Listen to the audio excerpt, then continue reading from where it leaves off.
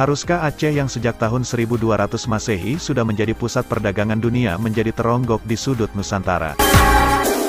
Zaman berganti, kota-kota yang dulunya adalah pusat peradaban tempat berkumpulnya segala bangsa, kini terlupakan, terkurung di dalam garis batas-batas baru yang tenggelam dalam warna-warni peta dunia.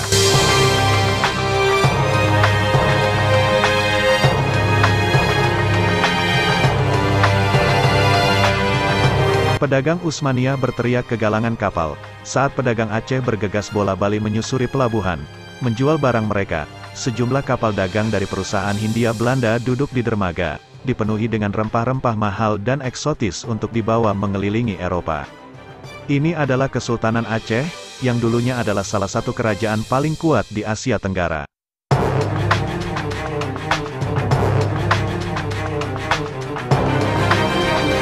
Ratusan tahun yang lalu, Nusantara belum menjadi satu negara tunggal, Indonesia masih belum berdiri. Namun saat itu merupakan wilayah perang dari banyak kerajaan yang terpisah-pisah.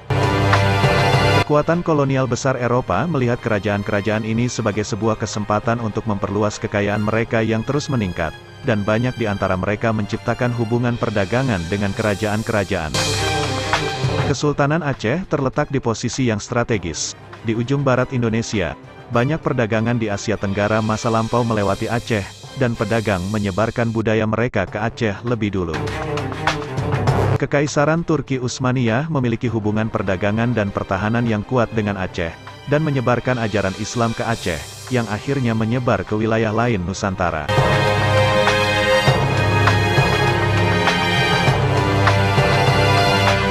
Aceh memiliki sejarah melawan pengaruh asing, dari memenangkan perang melawan Belanda, untuk melawan pendudukan Jepang pada awal Perang Dunia Kedua.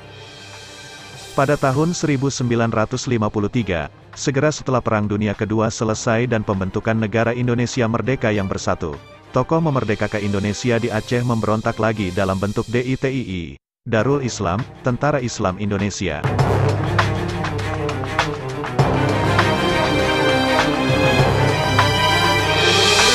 Presiden pertama Indonesia, Soekarno, telah berjanji pada tokoh Aceh waktu itu bahwa dia akan menjadikan Aceh sebagai sebuah provinsi bukan sebuah negara, sebagai daerah khusus yang akan menjalankan syariat Islam. Kemudian Soekarno mengubah janjinya dan menggabungkan Aceh Provinsi Sumatera Utara yang memicu pemberontakan selama 9 tahun, tahun 1953 sampai tahun 1962.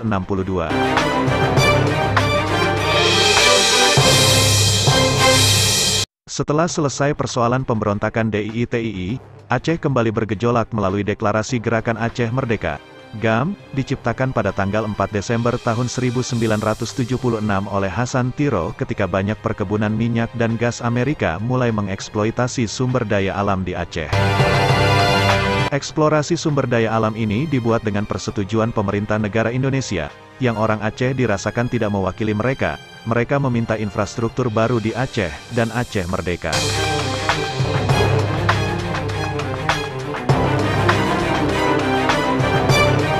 Pada tahun 1989 serangkaian insiden keamanan mendorong pemerintah Indonesia untuk mengirim pasukan ke negeri Aceh, yang dikenal dengan Operasi Jaring Merah atau Daerah Operasi Militer atau DOM, berhasil membuat aktivitas GAM mengecil dan membuat aktivis Aceh Merdeka AM terpaksa melanjutkan perjuangannya ke luar negeri tapi di sisi lain mengakibatkan sejumlah besar pelanggaran hak asasi manusia di Aceh.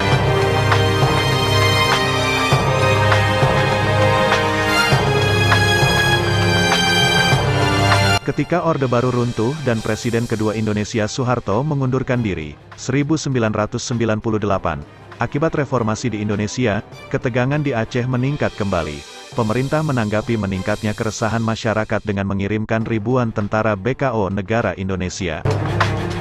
Peperangan dan revolusi telah menciptakan lingkungan yang sangat berbahaya bagi orang-orang di Aceh, dengan korban ribuan nyawa dan melukai puluhan ribu orang melalui tangan aparat bersenjata Indonesia. Di sisi lain selama masa perselisihan ini, perusahaan asing yang mencari sumber daya alam untuk dieksploitasi telah mengabaikan Aceh, karena pertempuran sengit. Ekosistem Lauser, yang sepenuhnya unik di Sumatera, secara tidak langsung terlindungi dari ancaman sumber daya asing karena konflik di Aceh.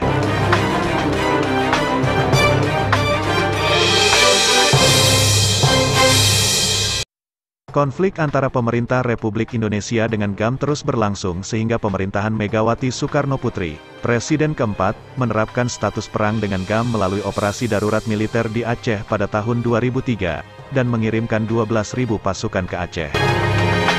Pada tahun 2004, perang di Aceh masih hidup dan sehat, dan hal yang sama dapat dikatakan untuk hutannya, meskipun ada sesuatu yang hebat di Samudra Hindia, sesuatu yang akan mengubah seluruh wilayah selamanya.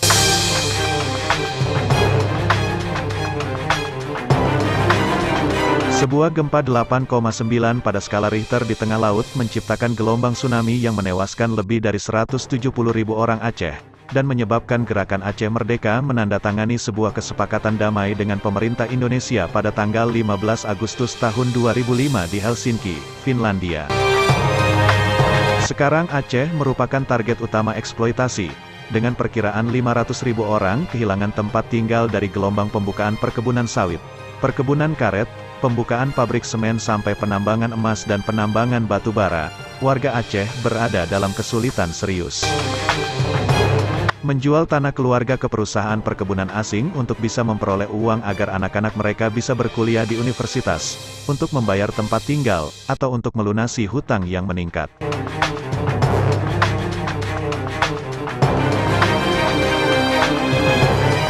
Tentu saja, akhir perang adalah hasil yang dinanti-nantikan bagi masyarakat di negeri Aceh ini.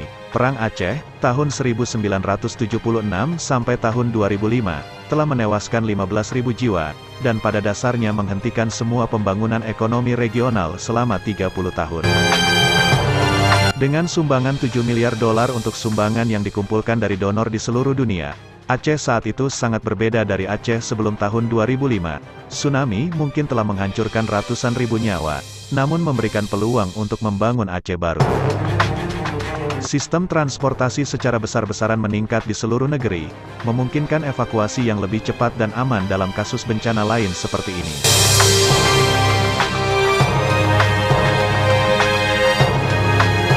Setelah peperangan selesai, negeri Aceh berubah. Aceh mengalami pergerakan kerusakan hutan besar-besaran akibat eksploitasi. Ratusan orang menjual tanah keluarga mereka karena mereka membutuhkan uang, dan tsunami kedua datang, yang menebas dan membakar hutan.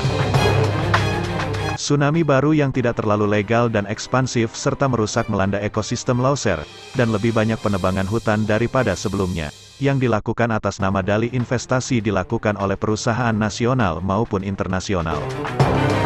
Konflik di Aceh telah melindungi hutan, tapi sekarang dengan orang-orang terlalu lemah untuk melawan perang mereka ekonomi global, ekosistem Lauser menanggung beban hukuman yang dialami orang Aceh yang tertangguh selama puluhan tahun.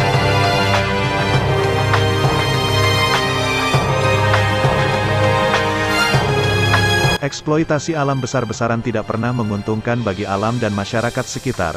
Yang meraih untung besar adalah para pemodal besar serta aparat pemerintah yang memperoleh uang cepat.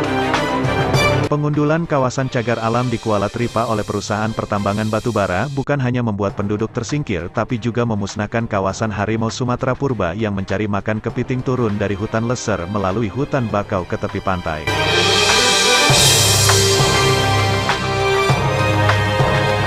Sebagaimana eksploitasi gas di Arun, Aceh Utara yang tidak memberikan manfaat bagi masyarakat sekitar sejak tahun 1970-an, begitu pula rencana pembangunan pabrik semen di Lawung cenderung membawa kerusakan moral bagi masyarakat di sekitarnya. Bukan rahasia di Aceh jika masyarakat di sekitar penambangan cenderung menjadi pengemis dan peminta-pinta yang kelak berkelana ke seluruh penjuru Aceh dengan membawa ayat-ayat suci Al-Quran. Itu memalukan.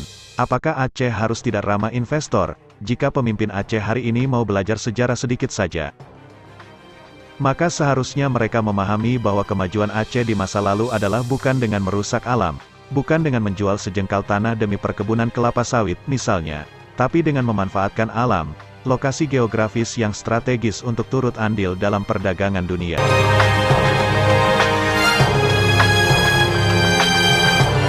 Sejarah Aceh yang telah berlangsung lebih dari 800 tahun, kita dapat belajar bahwa sesungguhnya kedatangan bangsa-bangsa asing ke sebuah wilayah adalah untuk mengeksploitasi daerah tersebut, dahulu dengan misi gold, gospel dan glory, sedang sekarang lebih halus lagi dengan misi ekonomi.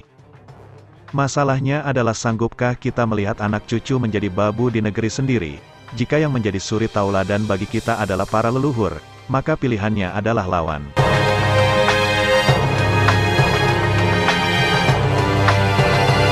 Aceh merupakan lorong buntu di Indonesia. Posisi ujung barat menempatkan Aceh jika ingin menjual sesuatu ke Jakarta mendapatkan keuntungan paling sedikit, dan apabila membeli mendapatkan harga dengan biaya tertinggi. Solusinya adalah membuka akses global, memberdayakan pelabuhan Sabah. Sayangnya tidak pernah ada upaya serius untuk itu, entah lupa atau menutup mata.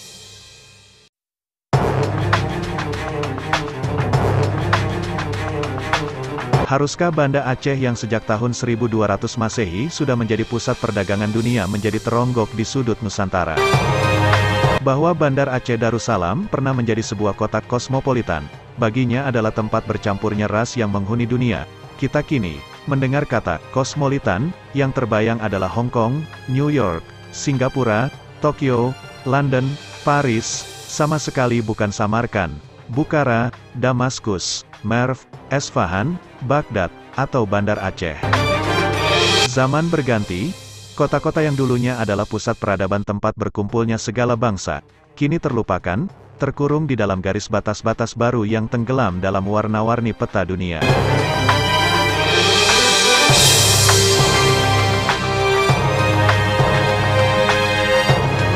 Wahai generasi bangsa Aceh, rakyat Aceh, bangsawan Aceh, pejuang Aceh, para pemimpin Aceh, bangunlah, sebuah kesadaran bahwa mereka mungkin terjerat dalam suatu bahaya, yaitu sekedar hanyut dalam hidup, terlena dalam status ekonomi khusus dan tidak memberikan bekas-bekas gemilang dalam hamparan sejarah dunia.